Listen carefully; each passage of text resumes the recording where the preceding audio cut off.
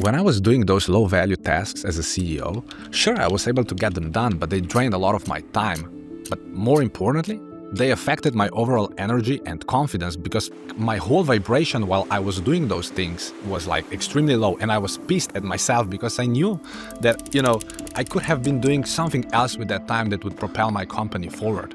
And when I had that frustration, I was 21 or 22 at the time, and I was like, okay, let's experiment. I read somewhere that it might be smart to get an executive assistant, and I was like, yeah, let's do that. Now, was that easy? Well, finding them was easy, but then onboarding them, training them, managing them, that was not really easy, and figuring out what works and what doesn't and how that relationship should be, that also wasn't easy at all. But after a few years, I figured it out, and I actually had that amazing relationship with my executive assistant, who was at the time actually able to read my mind, who was able to, save me a lot of time, who was able to actually allow me to have my headspace for other things. And when this was happening, my fellow colleagues and entrepreneurs started asking me hey, Philip, how do you work with your executive assistant, and where did you find her?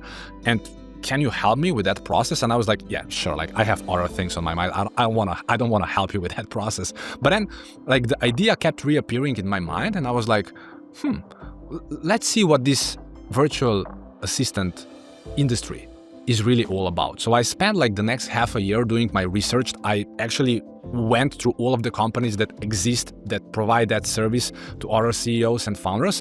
And when that research was done, I was like, oh my God, this industry has so many blind spots. If I just take what I have learned while working with my assistant, and if apply all of my know-how about building companies from the first company that I have built, and if I put this together, this should be something amazing, and this should and could help a lot of people. And this is how Donnapro was born. And looking back, I'm super happy that I did that, because the feedbacks we get from our clients are incredible. And I'm really grateful that we get to work with so many great leaders who were brave enough to say, hey, I need help. Because I know this is not easy to do. That's the hardest thing to do as a CEO or a founder, to say, hey, I need help. That's the hardest thing to do. But if you allow yourself to do that, and if you allow yourself to get the help, to get the executive assistant, you're gonna see it immediately that it's gonna do wonders for your personal and professional life. So, what I want for the future is, for more people to be open about that idea, to be brave enough and to say, hey, I need help, Donnapro. Guys, can you help me out on that?